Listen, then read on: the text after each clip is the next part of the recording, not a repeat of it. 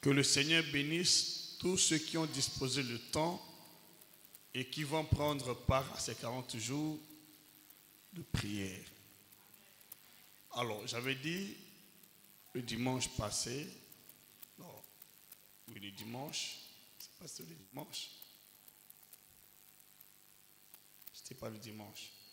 C'était quand?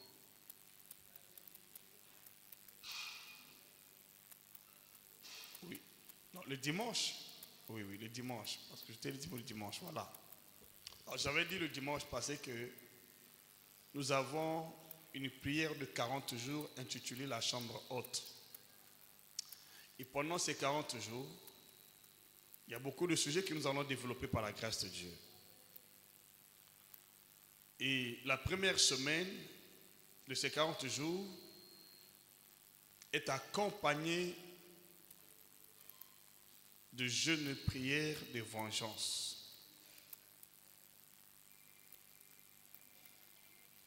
Nous avons jeûne et prière de vengeance que nous avons commencé donc aujourd'hui et qui va s'arrêter le lundi prochain. Alors je vous donne un conseil, Église. La spiritualité n'est pas un jeu d'enfant. Si nous ne prenons pas au sérieux ce que nous sommes en train de faire, bien que nous pouvons être présents à l'église chaque jour, les choses ne vont jamais changer ni s'améliorer dans nos vies. Donc, moi je ne trouve pas l'importance de prier s'il y a un échange dans la vie. Alors, nous devons être conséquents. On doit être conséquent. Quand tu quittes ta maison, tu viens à l'église, tu dois être conséquent, tu dois vivre le changement dans ta vie. Qu'est-ce qui ne marche pas? Tu dois avoir l'engagement sincère dans ton cœur. Seigneur, je veux parce qu'il y a ça. Bien que nous avons la vie éternelle à préserver, mais en dehors de cela, il y a bien d'autres choses qui concernent notre vie courante, qui doivent s'aménager, s'améliorer au quotidien. Donc, chacun doit disposer le temps, chacun doit s'engager, chacun doit s'impliquer. Vous savez, les chrétiens que nous sommes sont un peuple qui a des bonnes promesses, un peuple qui a un Dieu authentique et un Dieu véritable. Mais dans le vécu quotidien, vous avez l'impression que les chrétiens sont les plus démunis de la société. On doit se poser la question, pourtant nous prions beaucoup, nous jeûnons, nous faisons beaucoup de choses. Mais pourquoi ça ne marche pas assez? Parce que nous prions sans comprendre les enjeux spirituels. Nous prions sans comprendre les réalités spirituelles. Nous prions sans pourtant nous attacher aux lois et principes spirituels. C'est ce qui fait que la majeure partie d'entre nous se sont engagés, mais au final, ils se sont retirés parce qu'ils n'ont pas compris comment expérimenter la puissance de Dieu, comment manifester la puissance de Dieu par la prière. L'église n'est pas juste une association folklorique ou une association traditionnelle qu'on vient par habitude. L'église est la maison de Dieu et nous venons ici pour écouter la parole de Dieu et c'est cette parole qui conditionne notre marche avec Dieu au quotidien. On n'a pas d'habitude avec Dieu. Nous venons ici pour écouter et marcher avec Dieu. Alors si nous sommes présents à l'église sans écouter, sans appliquer ce que Dieu dit, on sera des simples, je peux dire des simples personnes. On sera des simples monuments.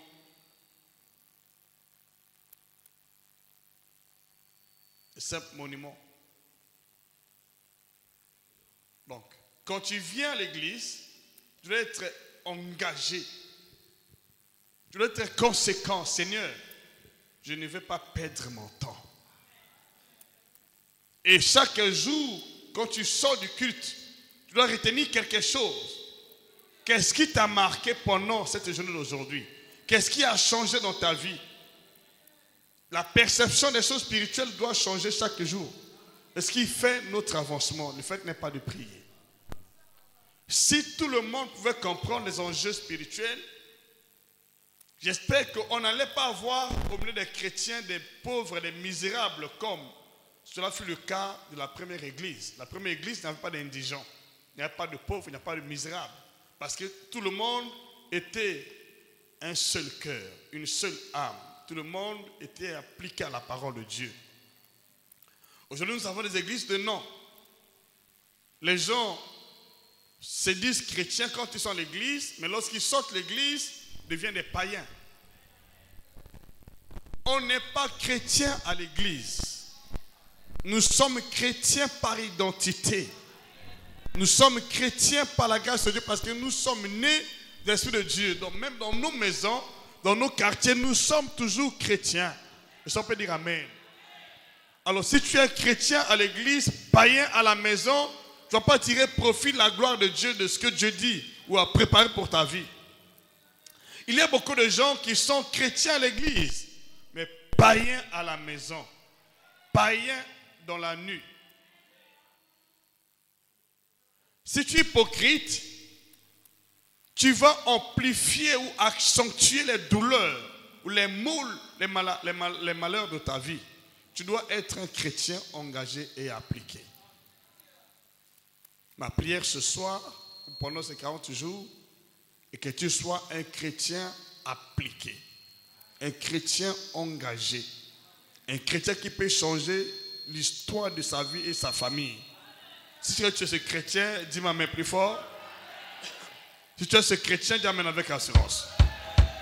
Dieu peut changer notre histoire en interrecord, mais pourvu que nous soyons engagés. Alors, pendant les 40 jours, je veux que tu prennes l'engagement devant le Seigneur. Seigneur, je donne ma vie à toi. Seigneur, je consacre ces jours pour voir ta gloire. Que pendant ces 40 jours, que l'histoire de ma vie change. Que j'expérimente les choses que je n'ai jamais expérimentées depuis que j'ai été connu. Tu dois prendre l'engagement parce que les choses de Dieu marchent avec ceux qui sont engagés. Ceux qui ont une décision et ceux qui sont impliqués ou appliqués. Nous avons 40 jours, je dis, ce sont des jours de décision. Seigneur, mon histoire doit complètement changer pendant ces 40 jours. Parmi vous, ceux qui comprennent ce que je suis en train de dire aujourd'hui, avant 40 jours, vont commencer à témoigner Jésus-Christ. Avant 40 jours, Dieu va te visiter. Même aujourd'hui, parce que pendant ces 40 jours, nous allons développer des thèmes très sensibles qui concernent la spiritualité. Par exemple, la délivrance des esprits familiaux.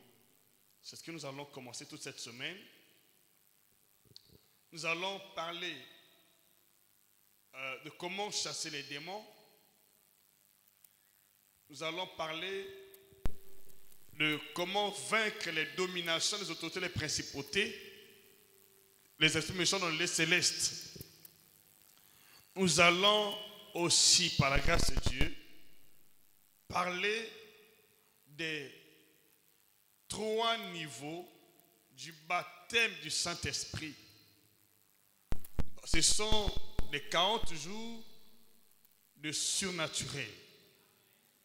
Je vous le dis sincèrement, je me suis apprêté et je m'apprête pour que ces 40 jours soient explosifs pour ta vie et pour ton changement, pour ton foyer, pour tes études et pour tes enfants.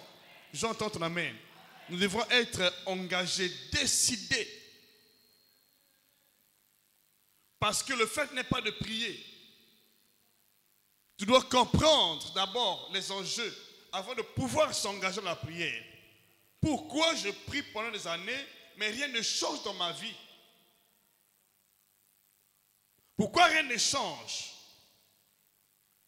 Un élève qui avait échoué l'année passée, qui ne prend pas conscience cette année, va toujours connaître les mêmes sorts. Pourquoi j'ai échoué? Quelle est la matière que je n'avais pas compris? Qu'est-ce que je n'avais pas fait? Je dois comprendre quelle est la matière qui est à l'origine de mon échec.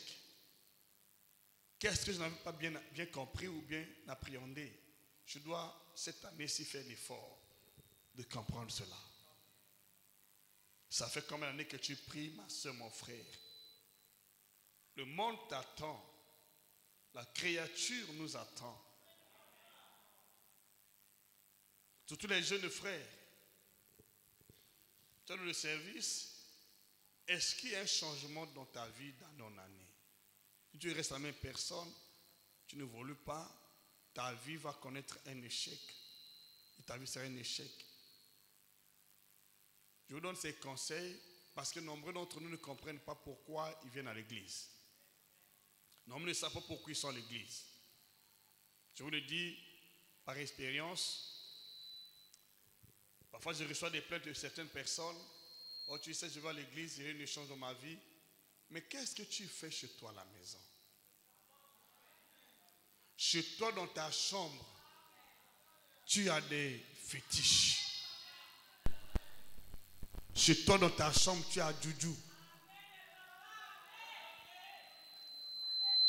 Or, on ne peut pas associer le fétiche avec Dieu. On ne peut pas associer le fétiche avec Dieu. Je peux entendre ton amen? Mais s'il n'y a pas d'amen.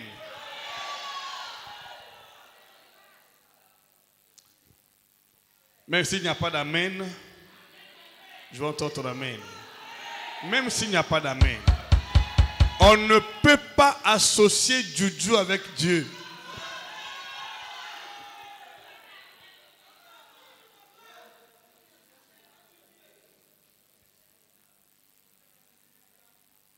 Dis à la sœur qui est à côté de toi, on ne peut pas associer Juju avec Dieu.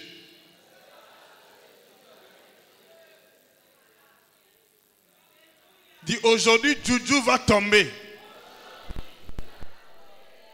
Tu es d'accord? C'est possible. Juju va chuter. Ton histoire va basculer. Et tout va aller de l'avant. Au nom de Jésus-Christ. Alors, si nous ne comprenons pas ces vérités, même si nous prions des années, rien ne changera dans la vie. Évangéliste, je te fais honneur de t'asseoir ici. Voilà, reste là quand même. Maintenant, nous devons rentrer dans les choses sérieuses. Pendant les 40 jours, je vais vous parler des esprits familiaux. Comment traiter ces esprits-là? Et je peux dire que les esprits familiaux sont les moins figurants sur la liste spirituelle de notre foi. Mais les plus dangereux.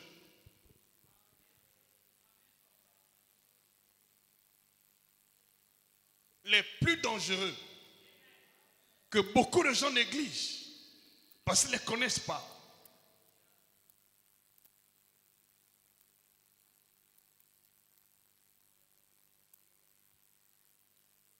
Et cette journée d'aujourd'hui, le Seigneur m'a beaucoup parlé des esprits familiaux. Comment ces esprits opèrent. Comment ils sont en train de bloquer la vie, même des chrétiens, même des hommes de Dieu.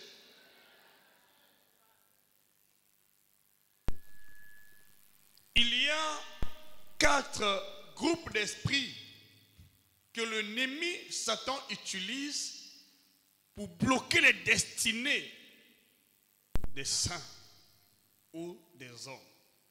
4 groupes d'esprits que Satan utilise pour bloquer les destinées des saints. Alors, si vous n'en connaissez pas, vous pouvez prier beaucoup d'années, vous pouvez prier des années, mais rien ne va changer dans votre vie. Parce que le fait n'est pas de prier. La Bible dit clairement, nous n'avons pas lutté contre la chair et le sang. Dans la prière, il y a aussi la lutte. Il n'y a pas seulement la communication avec Dieu, il y a aussi la lutte Comme les esprits qui ne veulent pas que nous avancions. Et ils sont assez. J'entends amen. Il y a des gens qui prient, mais qui n'ont jamais lutté. Mais si vous priez sans lutter, si vous priez sans chasser les démons, si vous priez sans vaincre le puissant de ténèbres, votre vie n'avancera pas, peu importe les efforts. Même Jésus-Christ, Fils de Dieu, il était rempli du Saint-Esprit. Il était revêtu de la puissance de Dieu. Dans le désert, il a fait face à Satan. Il a fait face à Satan. Le diable l'a tenté. Après 40 jours, 40 minutes de jeûne et prière, Satan l'a tenté. Satan n'a pas eu peur. Satan l'a tenté. Satan l'a affronté dans le désert. Et Jésus l'a vaincu. Et quand il sort du désert, il a commencé à chasser les démons, guérir les malades. Il y a des gens qui prient mais qui ne sont pas conscients que nous avons affaire aux esprits. Jésus-Christ était conscient dès le début de son ministère qu'il avait affaire aux esprits. Il n'avait pas affaire aux humains, il avait affaire aux esprits. Mais la majeure partie des chrétiens aujourd'hui ne connaissent pas qu'ils ont affaire aux esprits. Nous prions dans le vide. On fait de longues prières. Mais tu as affaire à qui? Ségolène, tu as affaire à qui? Tu n'as pas affaire à une personne. Tu as affaire aux esprits qui ne veulent pas que tu avances, qui ne veulent pas que tu te réjouisses, qui ne veulent pas que tu te maries, qui ne veulent pas que tu mettes au monde. Il y a des esprits, qu'on le veuille ou pas. Le Seigneur était conscient de cela. Donc je peux dire que là a commencé son ministère par la tentation et par la victoire sur le diable. Matthieu chapitre 4. Lisez le verset 1 jusqu'au verset 11. Vous allez voir comment Jésus-Christ est sorti libre et vainqueur du diable, la tentation du diable dans le désert. Après 40 jours, 40 nuits. Matthieu chapitre 4, verset 1 jusqu'au verset 11. Et quand il sort du désert, il a commencé à prêcher la bonne nouvelle. Il a commencé à chasser les démons et guérir les malades. Jésus était conscient de la diversité qui lui imposait Satan. Il n'a pas seulement prié. Et je peux vous dire que la majeure partie des prières du Seigneur Jésus était une préparation pour affronter la puissance de ténèbres. Ne priez pas comme nous aujourd'hui. Jésus s'apprêtait pour affronter la puissance de ténèbres. Toutefois qu'il priait, il s'apprêtait. Il affrontait à la fin de la prière les puissances de ténèbres. Il s'apprêtait pour guérir les malades. Il s'apprêtait pour rendre libres les opprimés. Donc toutefois qu'il priait, il y avait toujours en amont et en aval. En amont, il s'apprêtait. En aval, il affranchissait. Il affrontait les puissances de ténèbres. Aujourd'hui, beaucoup de chrétiens prient. Oh Seigneur, j'étais à la prière. Je donne ma dîme. Je donne des offrandes. Pourquoi il y a des changes dans ma vie? Ma soeur, mon frère, tu ne connais pas comment affronter les puissances de ténèbres. Mais si tu pries tous les jours, rien ne changera dans la vie. Et le Seigneur a dit, voici les miracles qui accompagneront ceux qui auront cru en mon nom. Quel miracle! En mon nom, ils chasseront les démons.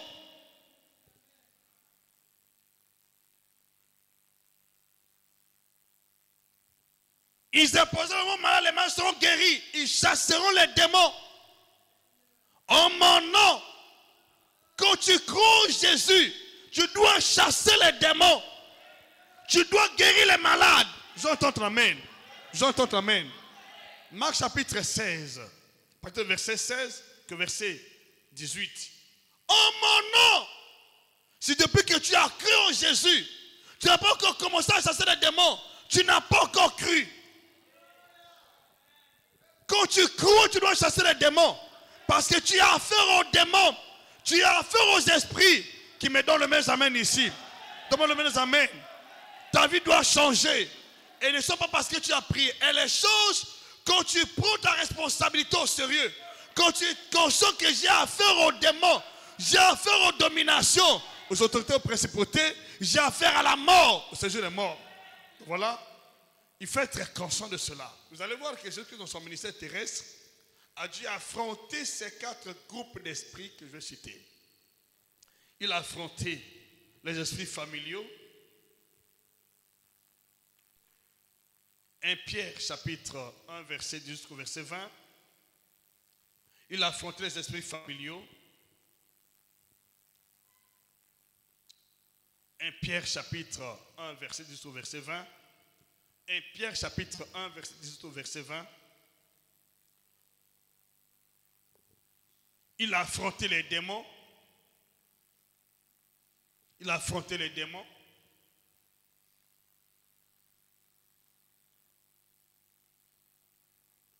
Matthieu chapitre 8, verset 16 au verset 17. Il a affronté les démons. Ça, il y en a assez. C'est des passages. Il a affronté les démons. Il a affronté la domination, les autorités, les principautés. Les esprits méchants dans les célestes, il a affronté ces esprits. Et là, il est passé à la croix. Il a affronté ces esprits à la croix. Colossiens chapitre 2. Verset 14 au verset 15. Il a affronté donc les anges dessus. La domination, les autorités, les principautés, les esprits méchants dans les célestes. Et nous aussi,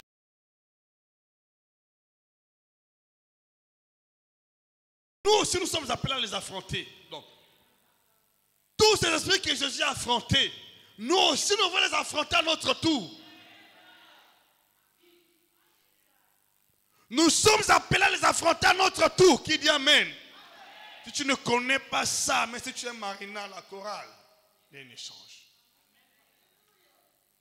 Quand tu viens à l'église, tu dois être conscient que je n'ai pas affaire aux hommes. Ce n'est pas une simple prière qui change les choses. Non. C'est une prière remplie de puissance. Une prière remplie d'onction, d'autorité divine qui change les choses. Ce qui va se faire pendant les 40 jours dans ta vie, Chavri. Il faut être conscient. Jésus-Christ a affronté la mort. Il a affronté la mort. Il a affronté le séjour des morts. Il a affronté la tombe. Il a affronté la tombe. Il a affronté la tombe. Il a affronté la mort. Il a affronté le séjour des morts.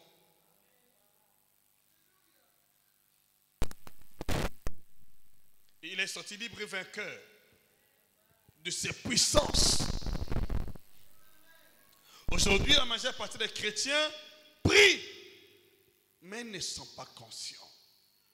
Ils ont une vie spirituelle légère. Parce qu'ils ne sont pas conscients des réalités spirituelles. Tu n'as pas affaire aux hommes.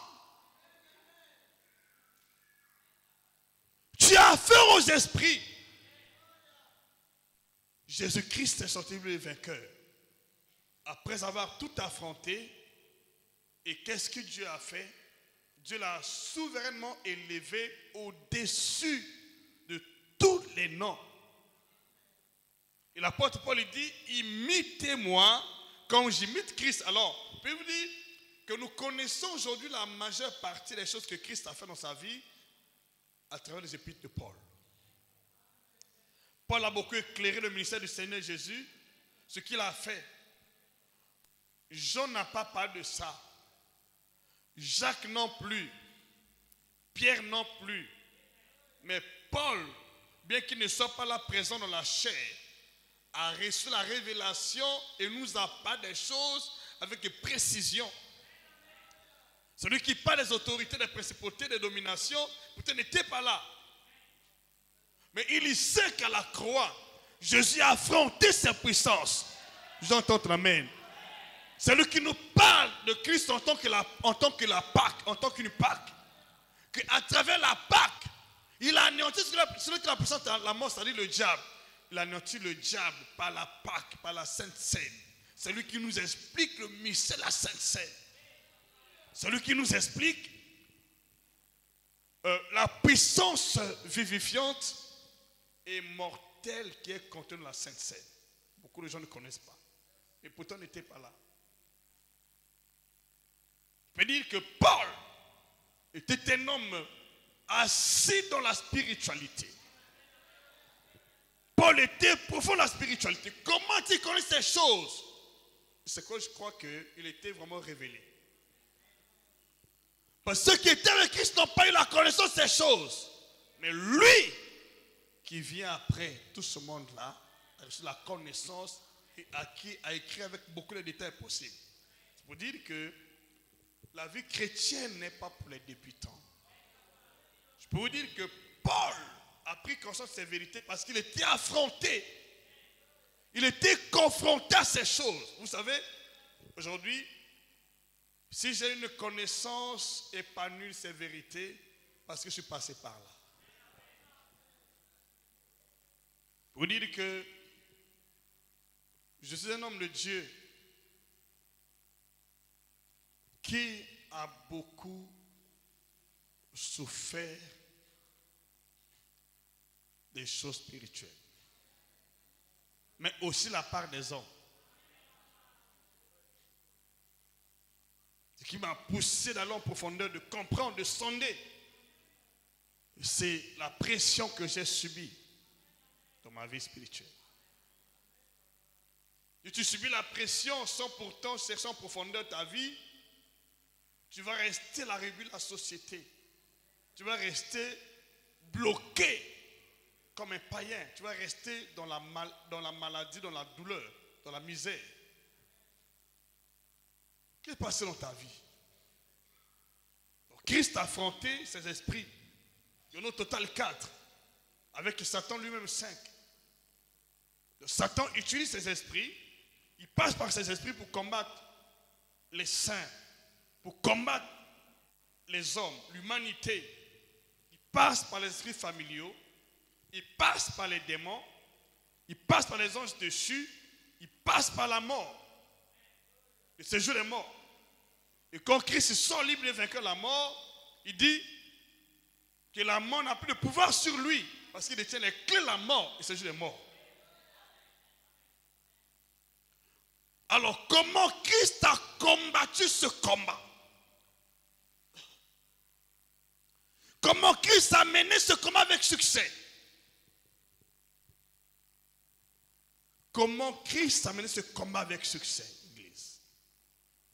Et comment nous prions aujourd'hui?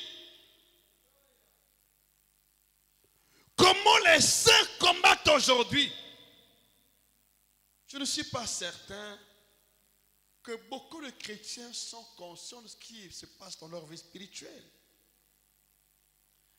Si nous étions conscients de ces vérités, on allait prendre notre vie au sérieux. Mais si on n'est pas conscient de ces vérités, on va venir à l'église juste pour embellir la salle. On va venir à l'église pour faire juste un nombre. Mais ceux qui sont conscients, ils viennent à l'église pour triompher sur les batailles. Je prie que ça soit ton héritage. Dieu t'a appelé, c'est parce qu'il connaît tes combats. Il ne peut pas combattre pour toi si tu ne te lèves pas pour combattre par la foi. Tu dois te lever par la foi avec que Dieu intercède pour qu'il rentre dans tes combats. Tu dois donner à Dieu l'accès par la foi. Qu'est-ce que la Bible dit? La Bible dit, Sans la foi, il est impossible de lui être. Hébreux chapitre 11, verset 6. Sans la foi, il est impossible de lui être. Donc, si tu n'as pas de foi, tu ne peux pas bénéficier du secours de Dieu. Donc pendant ces 40 jours, tu dois te résoudre à vaincre. Que l'esprit qui te combat, parmi les 4 qu'il vient de citer, nombreux ont affaire aux esprits familiaux. Dans votre famille, les gens ne se marient pas. Personne ne travaille. Ou ceux qui travaillent n'ont pas d'avancement. Ceux qui sont allés à l'école n'ont pas de diplôme. Ceux qui ont des diplômes n'ont pas de travail. Ceux qui sont dans le foyer conjugal, ils ont eu la grâce de se marier, mais ne mettent pas au monde. Donc, il y a toujours des choses qui ne marchent pas. Et chaque année, vous subissez le même sort qu'avait subi soit votre mère, ou votre grand-mère, ou votre père, ou votre oncle, ou votre tante. Pourquoi il y a des faits à répétition dans votre famille, et surtout le même mois ou la même année?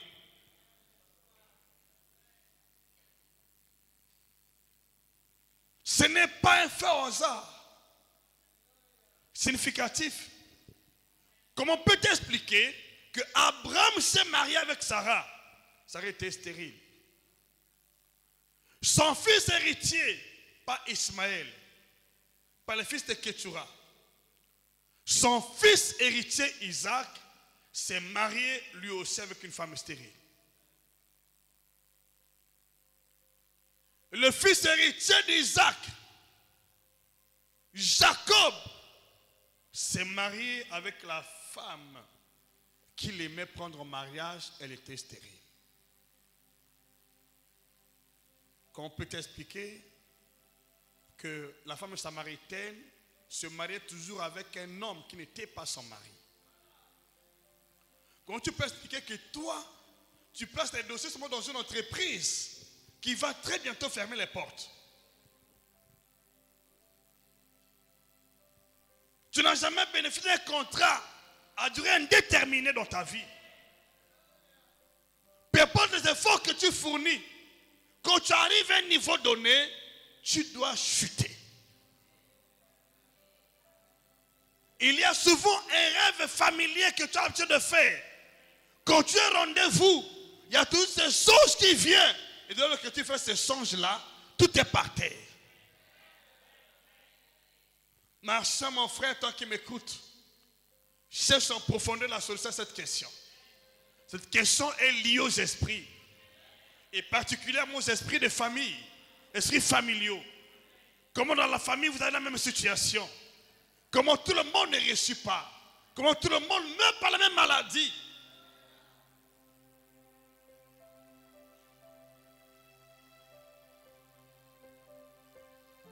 Il y a une source spirituelle. Il y a une source spirituelle. Il y a une source spirituelle. Il y a une signification spirituelle. Voilà pourquoi il faut comprendre. Les esprits familiaux ne sont pas les démons. Ne sont pas les anges déchus.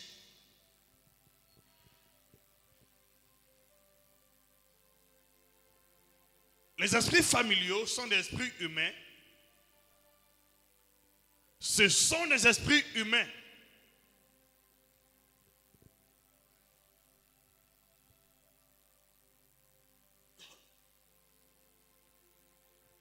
Ce sont des anges. Je peux dire ceci.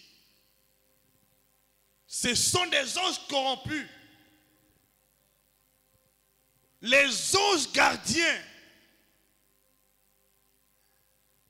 affectés par Dieu à l'endroit de chaque être humain. Vous devez comprendre cela. Et ces esprits se sont corrompus dans l'idolâtrie. Se sont corrompus dans le service de notre Dieu. depuis des milliers d'années,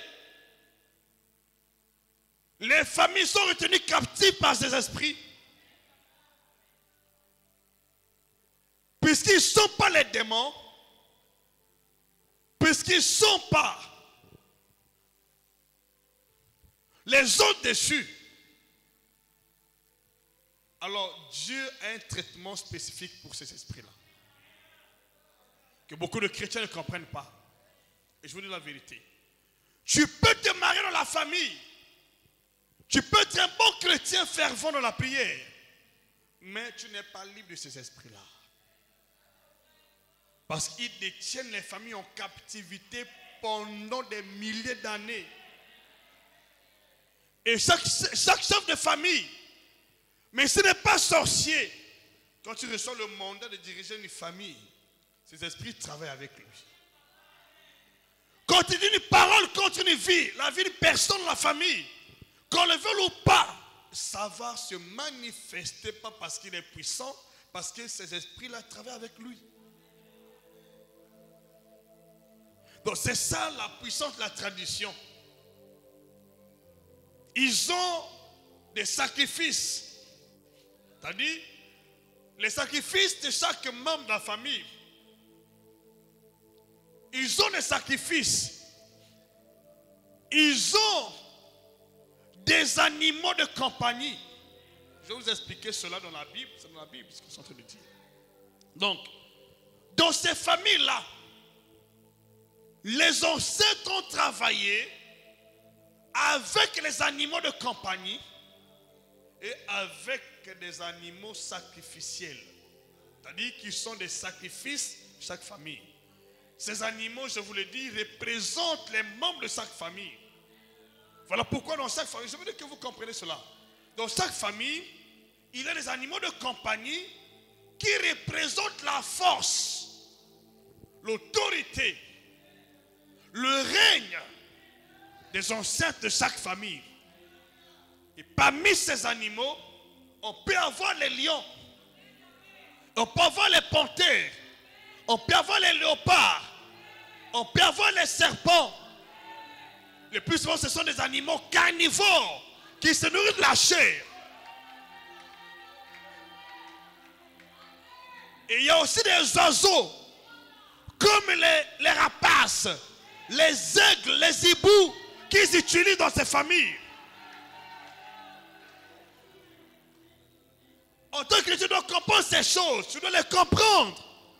Parce que la coutume ou la tradition n'a su que corrompre ce qui est de Dieu. Ils n'ont rien inventé. Ils ont juste fait la copie-coller, mais d'une autre manière. Voilà, pour la personne qui comprend bien la tradition peut comprendre la spiritualité christique.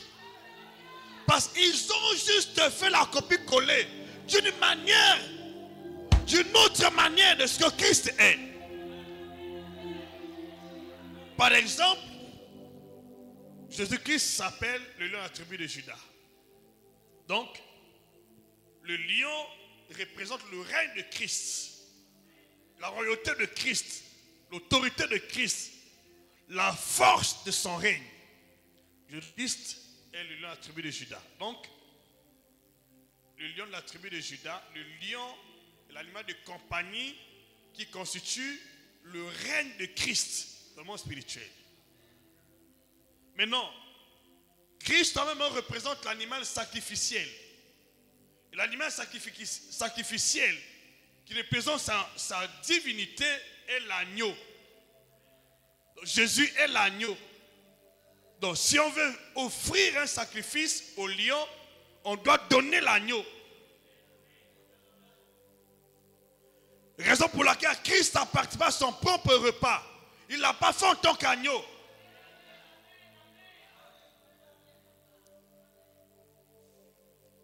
Il l'a fait en tant que lion.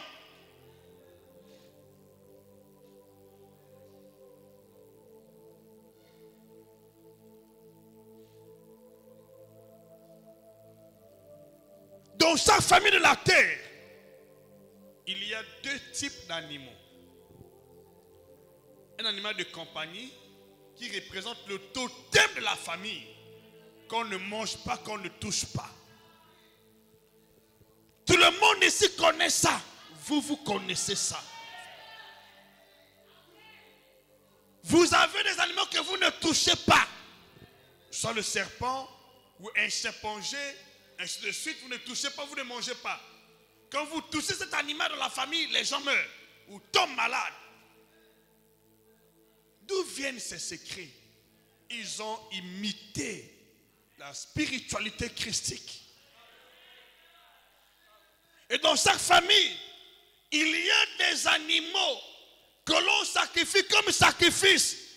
Beaucoup de gens connaissent ça dans leur famille. Quand quelqu'un est malade, quand il tombe malade, gravement malade, on la met dans la coutume, on fait ces rituels-là, et la personne se relève. C'est pourquoi? Parce que c'est l'animal sacrificiel de la famille. Beaucoup de gens participent à ces choses sans le comprendre. Mais c'est l'image de Christ. Christ, c'est le lion attribué de Judas. C'est son règne, c'est son royaume, sa domination. Et il est l'agneau de Dieu pour vaincre les puissances de ténèbres en tant que sacrifice de Dieu. Avec son sang. Son sang est une libation. Son sang est une libation pour nous. Sa chair est un sacrifice. Nous mangeons sa chair et nous buvons son sang. Pourquoi? Pour traiter alliance. Donc, dans cette famille de la terre, il y a ces choses. Et ces esprits-là, ces animaux, travaillent de connivence avec chaque chef de la famille. Chaque chef de la famille travaille avec ces esprits-là. De génération en génération, quand il reçoit l'autorité ou le mandat d'être à la tête de la famille, ces esprits travaillent avec lui. Maintenant, pour que tu sois libre de cette oppression, bien que tu pries, tu dois avoir la maîtrise des choses spirituelles. Tu dois briser ces alliances. Tu dois briser ces totems. Tu dois vaincre ces esprits. Tu dois sortir la famille, quitter la maison de ton père sur le plan spirituel. Comme Abraham l'a quitté. Abraham a quitté la maison de son père. Parce que son père était charlatan. Il avait d'autres dieux. Il avait intérêt à changer son nom, à changer de parole, à changer de niveau spirituel, à changer son sang pour qu'il soit libre de ses oppressions. J'entends ta main. Quand tu viens à l'église, il y a quelque chose d'essentiel que Dieu change dans ta vie pour que tu sois libre de ces oppressions-là. S'il te plaît. Il doit changer ton nom pour que tu ne sois pas sous l'influence d'animal de compagnie et l'animal sacrificiel de votre famille biologique. Il change ton nom. Pour que tu sois plus sous l'influence. Parce que cet esprit-là contrôle chaque membre de la famille par le nom. Le contact du nom. Par les paroles. Par les paroles. À travers l'esprit. À travers l'esprit. À travers le corps. Et à travers le sang. 5 niveaux essentiels. Remarquez bien pour ceux qui veulent grandir spirituellement, Jésus-Christ est venu changer notre identité. À ces 5 niveaux, il nous a donné son propre nom. Nous recevons le baptême du nom de Jésus. J'entends ta main. Et il nous a donné ses propres paroles. Il nous a donné son propre sang. Il a fait de nous membres de son corps. Il nous a donné son propre esprit. Pour que nous soyons plus sous l'oppression de ces esprits de famille. J'entends ta main. Alors, quand tu viens à l'église, tu ne dis cette vérité-là. Mais si tu pries, ces esprits ont la même résultat.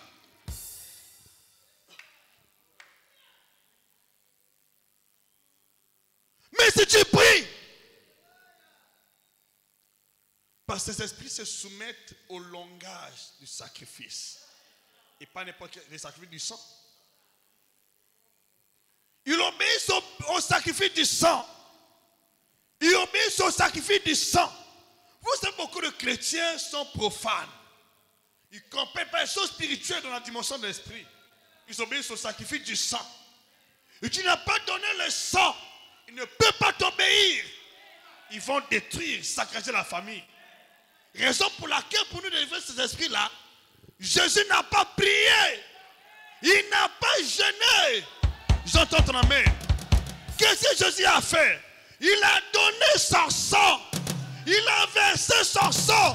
Il a donné son sang comme sacrifice. Il nous a délivré de ces esprits. Alors, si tu vis au nom de Jésus, sur le sacrifice du sang de Jésus, ils ne sortent pas. Ils vont te dire clairement que je ne sors pas. Ils ne sortent pas. Ils ne sortent pas. On a vécu ça ici. Tu chasses l'esprit, l'esprit dit non, je ne sors pas. Ce n'est pas un démon. Ce n'est pas une domination. C'est un esprit familial. Et quand vous dites qui es-tu, il donne le nom, le nom de la famille. Je suis son oncle. Je suis son père. Que fais-tu là? Elle m'appartient. Il m'appartient. Parce qu'on ne les chasse pas. On ne les chasse pas. Avec ces esprits-là,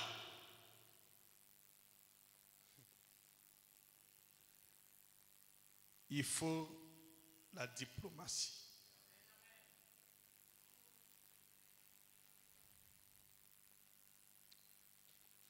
Voilà pourquoi même quand tu pries, même si tu es chrétien, fais attention à tes parents biologiques. Tu n'es pas encore bien converti. Ne fais pas la bouche. Il va te dire clairement, tu es entre mes mains. Il dit, je vais te montrer. Voilà pourquoi quand tu viens à l'église, tu dois te convertir totalement, je vais te montrer.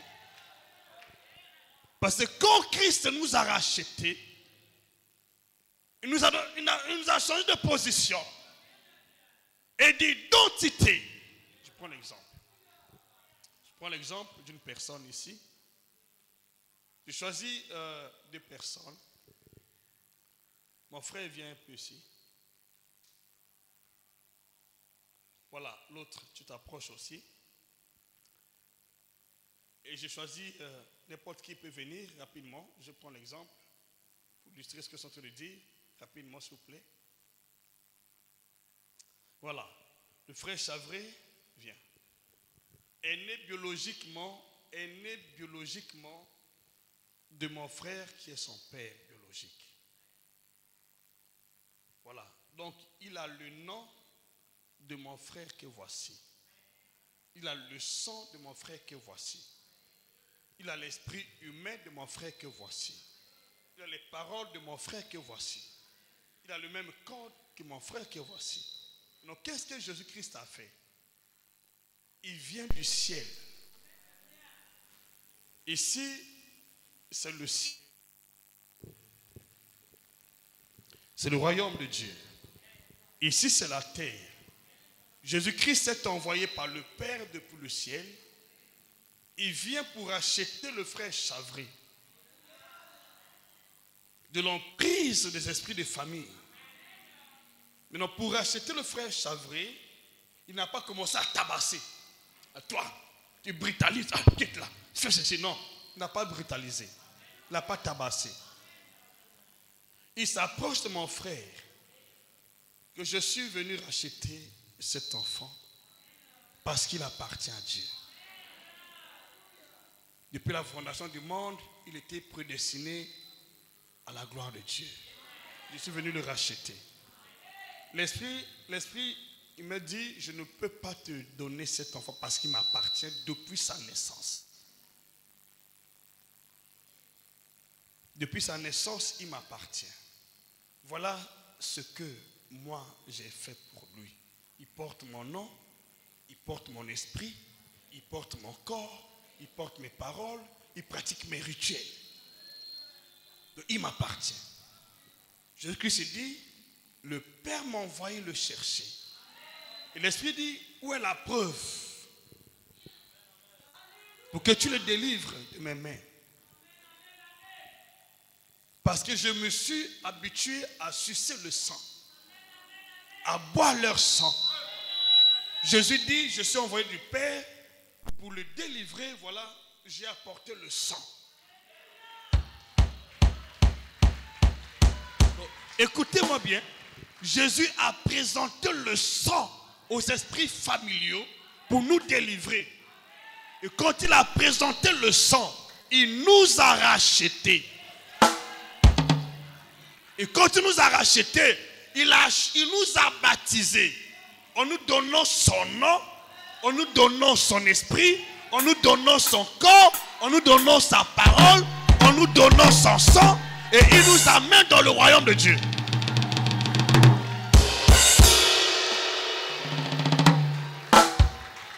Maintenant, quand tu viens à l'église, que tu ne te convertis pas à Christ, mon frère, que voici toujours la même mise. Raison pour laquelle la Bible dit, lorsque quelqu'un est en Christ devient une nouvelle créature. Pourquoi nouvelle créature? Parce que tu es né de nouveau l'Esprit de Dieu. On t'a changé d'identité. Ce n'est pas une récitation, non. Donc on t'a adopté. On vous a donné une nouvelle identité. Donc un nouveau nom, des paroles. Tu n'es plus ici. Tu deviens la famille de Dieu. Nouvelle créature. Et tu dois rester ici. Si tu reviens encore ici, tu auras des problèmes. On peut acclamer pour la gloire de Dieu, merci.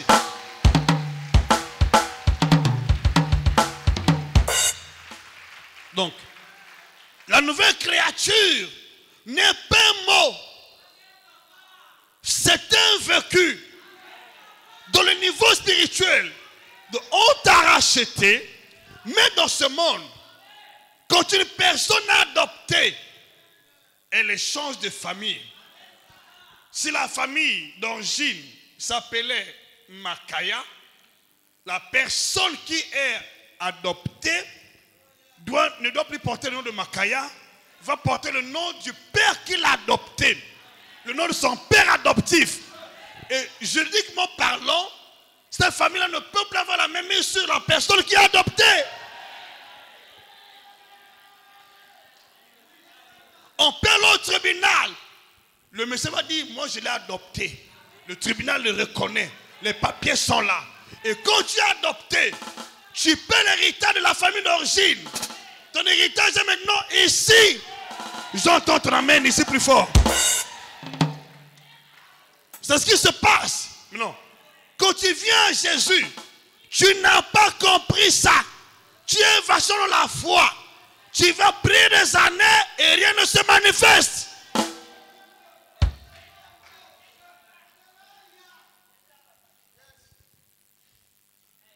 C'est ce qui se passe dans la vie de beaucoup de chrétiens. Tu es en Christ, mais tu as encore la tradition. Avec Juju.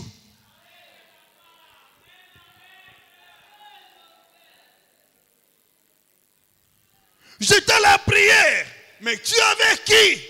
Juju.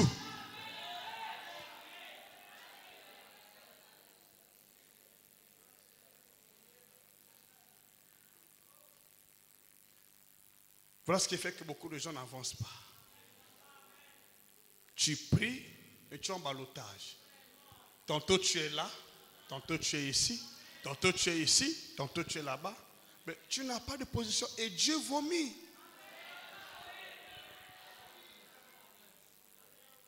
Église, peuple de Dieu, s'il vous plaît, je vous dis les choses que moi j'ai vécues. Ma vie est un tison arraché au feu. Je suis un témoignage vivant. Si vous ne comprenez pas ces choses, toutefois que tu as un programme établi, ces esprits de famille qui ont le contrôle, qui connaissent ta vie, qui sondent la profondeur des esprits familiaux, connaissent ce que tu vas faire demain. Et ils annulent. Tu fais d'abord ils te préviennent dans un songe. Tu fais un songe, c'est les ancêtres, la famille qui te poursuit, ou tu fais un songe, tu es toujours dans la maison de ton père.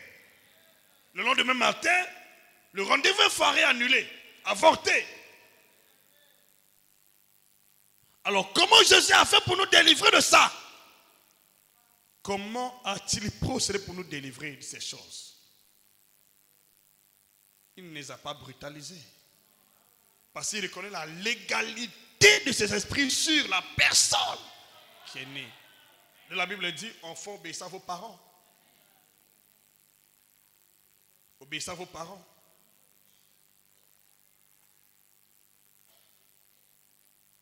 Bien sûr, selon l'esprit et selon le Seigneur.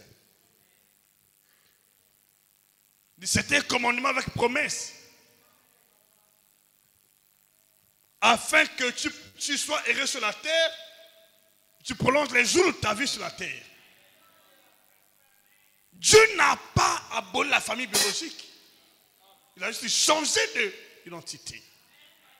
Il nous a pris de là pour nous ramener chez lui. Quand tu es maintenant ici, fais attention là-bas. S'il te plaît, ne prie plus, c'est Dieu. Ne faut plus prier, c'est Dieu. Prie le Dieu de celui qui t'a racheté, celui qui t'a adopté. Oh, dis-moi plus fort, amen. Ce soir, Dieu te délivre. Ce soir, ils sont ton identité. C'est fini cette histoire. Ils vont pleuvoir la main sur ta vie. Tu vas prier Dieu avec efficacité et avec autorité divine. Écoutez, j'ai prié pour une soeur. Ma soeur ne s'était jamais convertie. Et toutefois, il y avait des réclamations. Je dis, ma soeur, ne prends pas à la légère ta vie. Quand Dieu t'appelle, c'est qu'il ne veut pas que tu sois un sacrifice là-bas. Il a prévu Jésus comme ton sacrifice. Je dis, si tu négliges, voilà ce qui peut arriver. Parce que ces esprits-là ne se nourrissent du sang. Même Jésus a dû donner le sang. Ils n'ont pas notre langage. Le langage des esprits familiaux, c'est le sang. Ils ont besoin de sacrifices. Voilà pourquoi, quand tu es dans cette famille, on peut sacrifier tes enfants toute la vie. Il y a des gens qui ont subi le sacrifice des enfants, d'autres des mariages, d'autres des finances, d'autres des santé. Dans chaque famille, il y a des sacrifices acceptés par ces esprits. Voilà pourquoi, soit c'est une maladie chronique dans la famille, soit c'est les gens qui ne se marient jamais, parce qu'on avait sacrifié le mariage, ou on avait sacrifié la santé.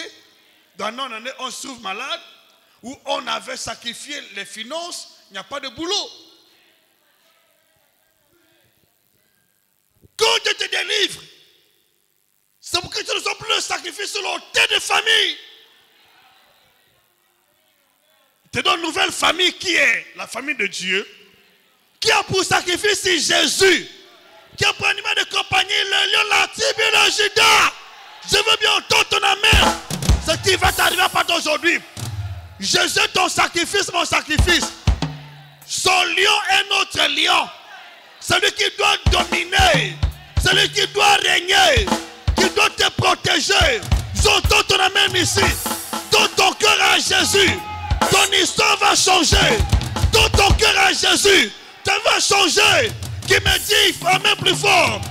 Qui me donne le même amen ici. Donne ton cœur à Jésus. Tu vas changer complètement. Qui me dit plus fort amen.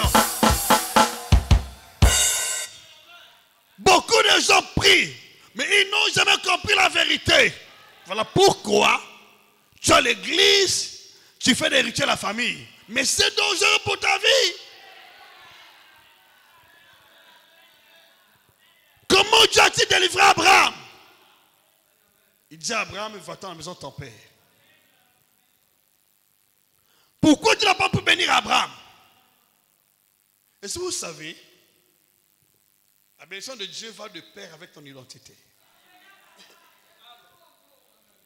La malédiction aussi va de pair avec ton identité.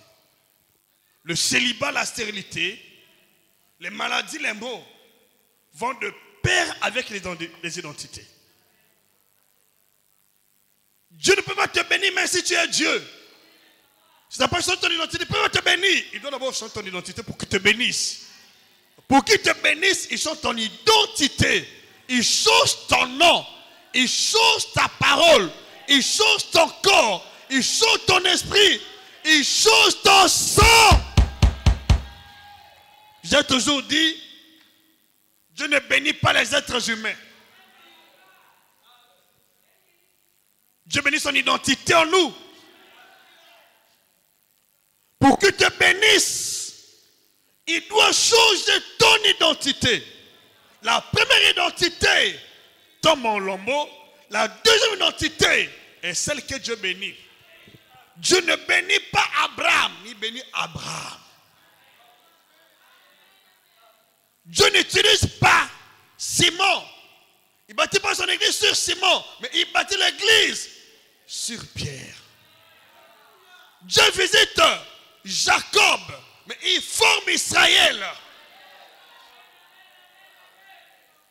Il y a un nom qui te visite ta famille, mais pour qu'il te bénisse, ce n'est pas avec ce nom-là. Non, il doit changer ton nom. Je veux entendre ton amen ici. Il appelle les sons de Tarse, mais il marche avec Saul, il marche avec Paul, pas avec Saul. Il doit changer ton identité. Quand ça change, tout change dans la vie. Et tu vas plus faire forcer la prière. C'est pourquoi les gens forcent la prière parce qu'ils ne comprennent pas. Ils sont en train de prier sans rien comprendre. Ce n'est pas la prière qui change des choses, c'est l'identité qui change des choses. L'identité change les choses. Quand tu as l'identité de Dieu, l'ennemi ne peut plus te toucher. Parce que tu es enfant de Dieu. Tu es fils de Dieu. J'entends ton amen ici. Il va voir Dieu en toi. Il ne peut plus te toucher. Parce que tu appartiens à qui? À Jésus. Oh, dis-moi plus fort. Ça va changer complètement. Ceux qui avaient l'habitude de t'opprimer ne vont plus le faire. Parce que leur Dieu va tomber en faillite. Les noms tombent en faillite. Les alliances tombent en faillite. Peu importe ton âge, quand tu donnes ta vie à Jésus, tu vas mettre au monde. Tu vas te marier. Tu vas prospérer. Oh, Dieu m'amène avec assurance. Écoutez, la fécondité, le mariage, la prospérité n'est pas le sujet d'une prière. C'est une question d'alliance. Peu importe ton âge, mais si tu as des cheveux blancs, quand Dieu t'a choisi, tu vas mettre au monde. Ah, fais ça, amen, avec ta façon de comprendre. Amen avec assurance. Il faut que je continue. Après ce programme, tu vas témoigner Jésus. Après ce programme, tu vas témoigner Jésus. Tu vois la différence entre toi et la famille. Il y a un changement qui va s'opérer dans ta vie. Parce que tu as Jésus, une nouvelle identité, une nouvelle créature. Dieu m'amène avec joie. Ne t'inquiète pas, tu appartiens à Jésus.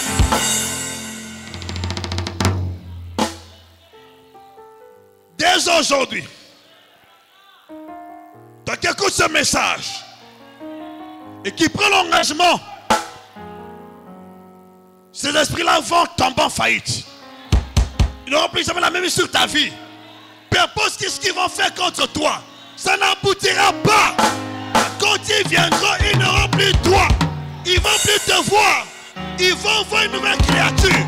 Ils vont voir une nouvelle personne. Amen avec assurance.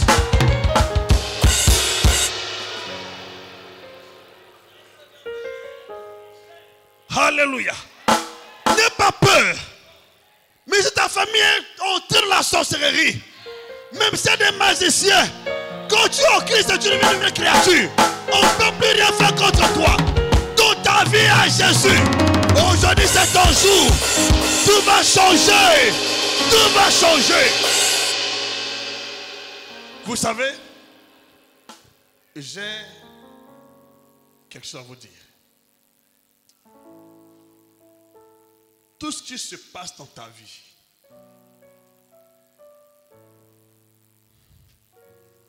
tout ce que tu subis, tout ce que tu vis, qu'on le veuille ou pas, est commandité par le chef de la famille spirituelle.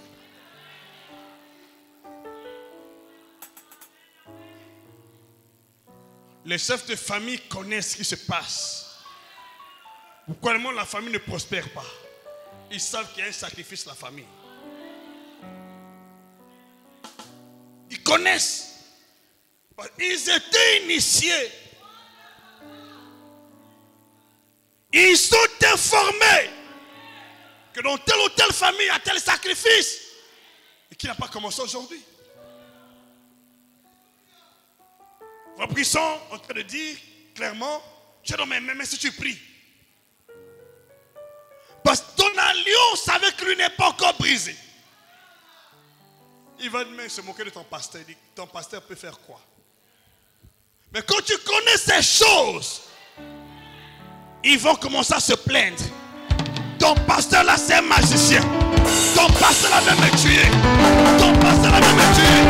Oh, dis-moi même plus fort. Ce qui va se passer dans la vie de toi qui m'écoutes, ton pasteur va me tuer. Tu viens danger pour ça. Parce que quand il viendra, il ne va plus voir le symbole de la famille. Il ne va plus voir le mot de la famille. Il va désormais voir les lions de la tribu de Juda. L'agneau immolé, Rédon David, avec son armée. Oh, dis-moi même plus fort. Je prophétise sur ta vie. Après ce programme, nombreux d'entre vous vont connaître ce sort. Dans ta famille, le chef de famille va avoir peur de toi. Il va penser que tu es en train de le tuer. Il va écarter. Il va décaler ton chemin. Tu deviens dangereux parce que tu deviens une nouvelle créature. Il y a Christ en toi. Il y a Jésus en toi. Il y a l'agneau en toi. Il y a la tribulation en toi. Reçois la grâce au nom de Jésus.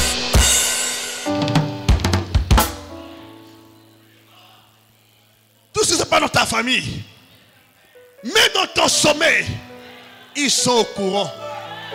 Il peut faire semblant la matinée. Il va taper la matinée. Comment se portes-tu? Comment vas-tu là-bas? Qu'est-ce que tu as rêvé? Parce que c'est lui qui est devenu la nuit.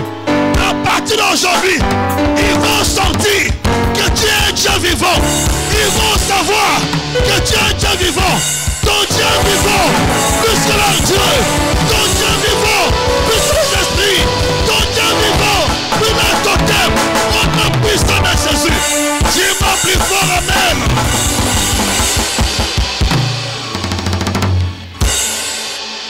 Tu seras craint dans la famille. Tu seras craint. Tu seras craint. On va chercher les autres. On va sacrifier les autres. Mais toi, tu es un danger. Personne ne peut te sacrifier. Tu es un danger. Dis-moi même plus fort. Après 50 jours, tu es un danger. Ceux qui te mettaient mal à l'aise vont démissionner. C'est l'abandon. Parce qu'en toi, il y a les lions. La tribu de Juda, le Rédon de David, il est en toi, il est avec toi, au nom de Jésus.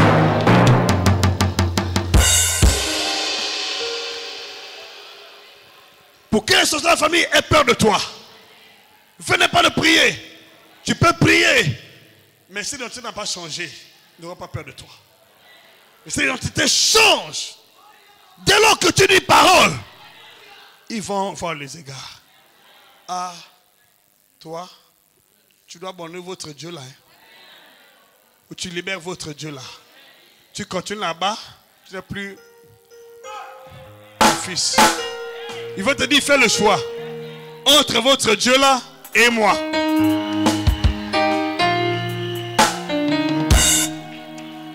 Tika. Tika. Tika.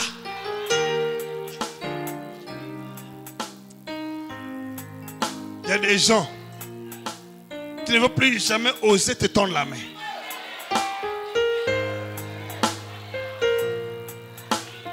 Ok? Ils vont avoir peur de toi. C'est pas la prière qui change les choses. Mais c'est le monde spirituel. C'est le monde spirituel. C'est l'identité spirituelle. Qui en toi? Qui en voit en toi?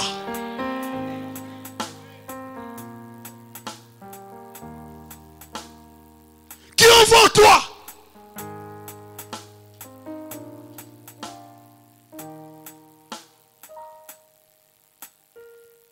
C'est ça le problème. Dieu a changé le nom d'Abraham. Il n'a pas pu bénir Abraham. Apparemment, c'est la même personne. Mais non, ce sont deux personnes différentes. Sarah était stérile. Sarah plutôt. Mais Sarah n'était pas stérile. Pourquoi tu te comportes comme une ancienne créature? Une question de mentalité. Jusqu'aujourd'hui, je ne crois pas que tu es une nouvelle créature. Tu vas toujours t'en passer.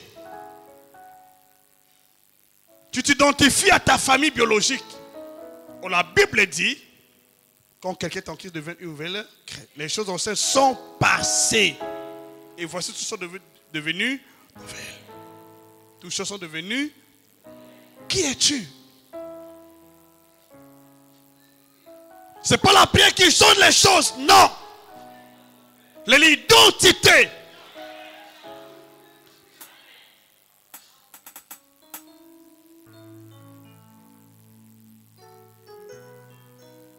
Je veux que ce soir,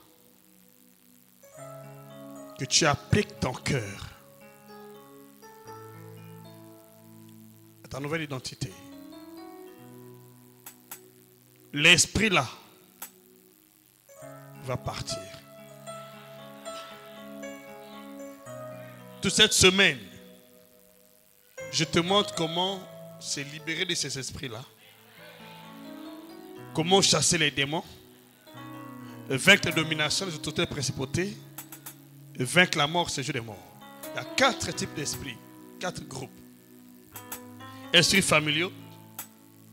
Les démons. Les anges déchus, qu'on appelle domination, autorité, principauté, ainsi de suite.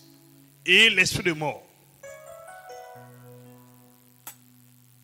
Ce sont les agents que le diable utilise pour combattre les destinées. Donc quand Dieu change ton identité, ces esprits ne peuvent plus te combattre avec succès. Voilà pourquoi notre spiritualité en Christ commence par la nouvelle identité, nouvelle naissance. La nouvelle naissance.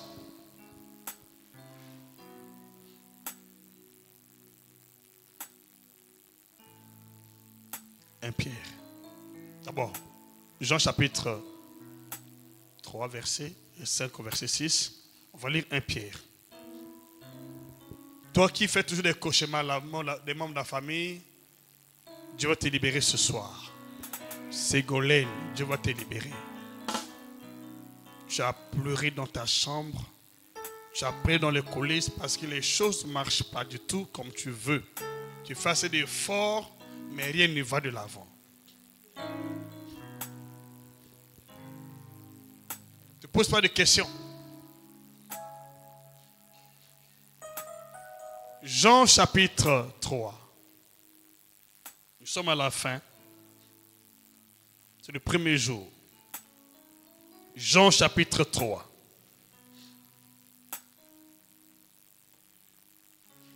Verset 5. La Bible dit, Jésus répondit, en vérité, je vous le dis, si un homme ne naît d'eau et d'esprit, il ne peut entrer dans le royaume de Dieu. Verset 6. Ce qui est né de la chair est chair. Ce qui est né de l'esprit est esprit. Ce qui est né de la chair est chair. Ce qui est né de l'esprit est esprit. Comment tu te vois? Qui es-tu? J'ai toujours dit, un homme de Dieu ou un ne travaille jamais avec son corps humain.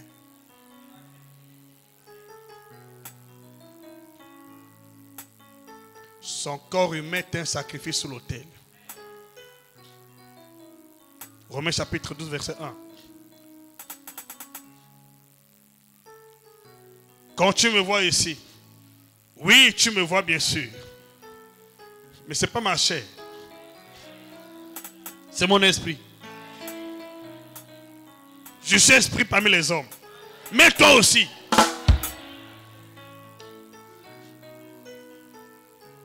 Alléluia. Dis amen avec assurance.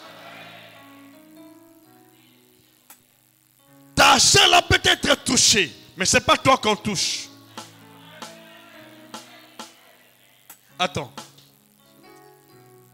Tu es dangereux. Qu'a dit? Qui es-tu? Comment tu te vois?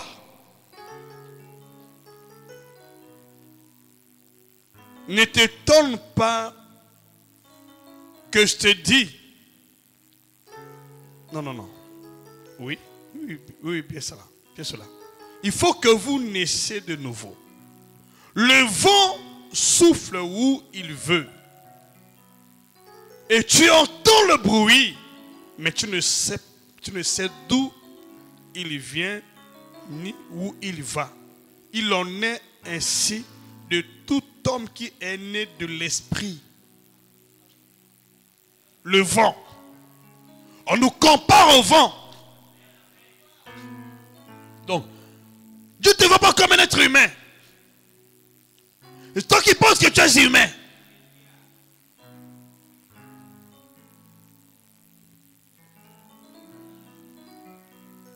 Tu es un être spirituel en Christ qui vit dans un corps de chair.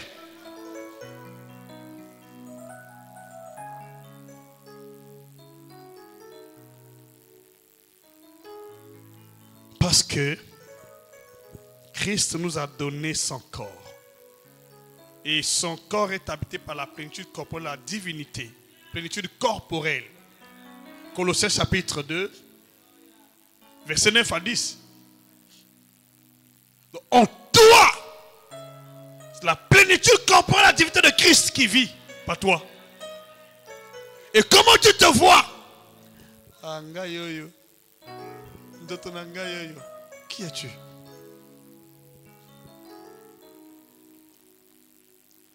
Quand le démon voyait Jésus, il voyait Dieu. Il se prosternait. Qui vit en toi? N'est-ce pas Jésus? Comment tu te vois? L'apôtre Paul a dit clairement, si je vis, ce n'est pas moi qui vis, c'est Christ qui vit en moi. Comment tu te vois, Cyrien? Qui vit en toi? Galates chapitre 2, verset 20. Qui vit en toi? Et comment tu te vois? Comment tu te vois? Comme qui? Comment tu te vois? Comment tu te vois? Charlotte? Tu es Charlotte, c'est dangereux. Nouvelle créature. Avec une nouvelle famille. Une nouvelle promesse. Ce que Dieu a dit à Abraham. Parce que Dieu a dit à tes grands-pères. Dès ce soir, tout ce qu'on a dit contre ta vie, par les années de ta famille, les incantations n'ont plus d'emprise sur ta vie. Les dominations n'ont plus de pouvoir sur ta vie. À partir de ce soir, tu libères la famille biologique de leur Dieu, de leur parole de malédiction, de leur nom, de leur sang, au nom de Jésus, de leur pratique occulte, au nom de Jésus. Dis-moi avec assurance. Et Pierre, c'est par là que je vais atterrir par la grâce de Dieu. Tu montres, tu arrives à la maison, demain nous serons encore ici par la grâce de Dieu. Tu arrives à la maison, tu dois t'approprier de ta nouvelle identité. Refuse tout ce que ta famille a vécu. Refuse ça. Commence à prier contre ces esprits-là que tu connais. Totem de ta famille, gorille, serpent, poisson, sirène, hibou. Par ces esprits, je suis la tribu de Judas. Christ est tellement pour moi. J'ai mon sacrifice à moi. Je n'ai pas de choses à vous donner. Mes enfants non plus. Mon travail non plus. Mon étoile non plus. Alléluia.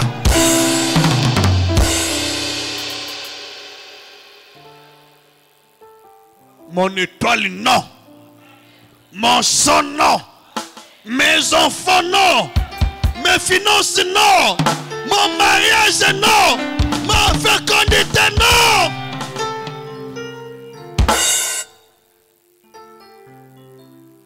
Alléluia. Parce que la Bible dit comment Jésus nous a délivrés. Il dit, verset 18, 1 Pierre 1, 18. Sachant que ce n'est pas par des choses périssables, pas de l'argent ou de l'or. Tu peux pas venir ton argent. Beaucoup de gens se font d'illusions.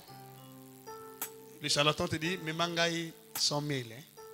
Que pour comment bunda qui doit 100 000. Après, il y a bongaki. Et bongaki te non? Ils vont César 100 000 te. 200 000 pétés. D'autres continuent à devoir le magicien. N'annulez nyongoana. N'annulez nyongoana. N'annulez nyongoana. J'annule cette dette-là au nom de Jésus. J'annule la dette au nom de Jésus. J'annule la dette au nom de Jésus. C'est fini. C'était pour l'argent. Dieu allait le faire facilement. Ce n'est pas l'argent. Quand tu vas voir quelqu'un pour te délivrer, un charlatan, tu ne fais pas attention, il va prendre vraiment ta famille à ta place. La délivrance ça demande le sang. La vraie délivrance demande le sang. Demande le sang. Maman Yebi, non? Maman connaît. C'est quelqu'un de la famille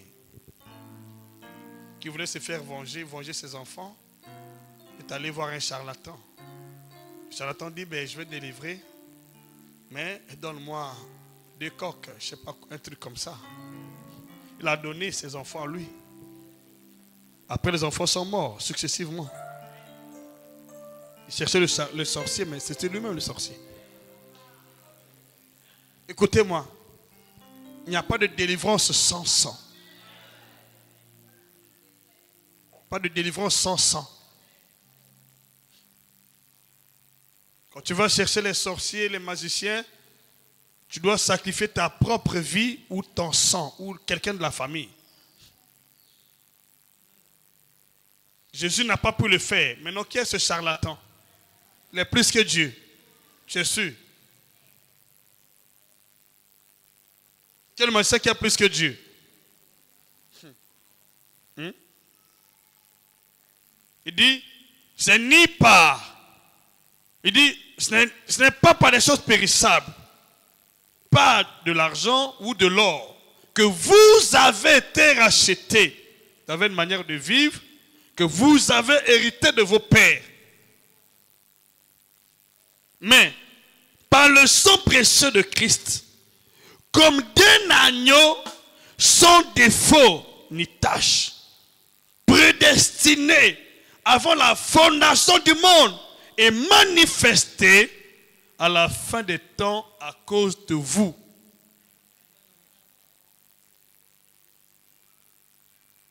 Le sang.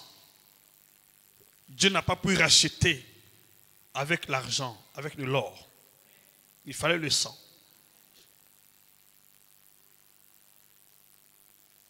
Et ce sang était déjà répandu.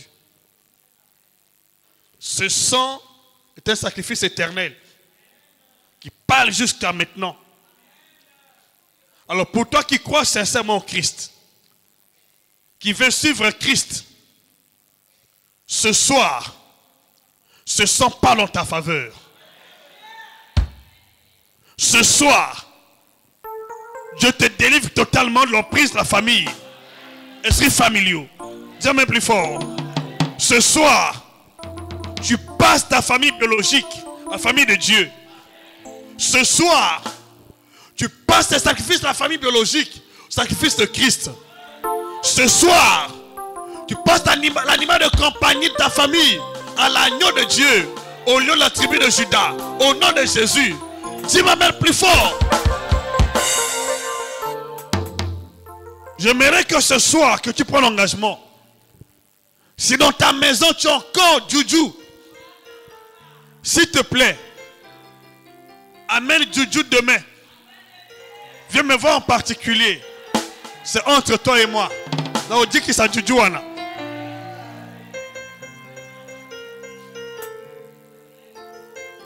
On a brûlé ça pendant la campagne ici, non? Et alors, dans le temps, les gens qui comprenaient le message apportaient les fétiches, les livres, on les brûlait. Parce que c'est ça qui bloque les Juifs.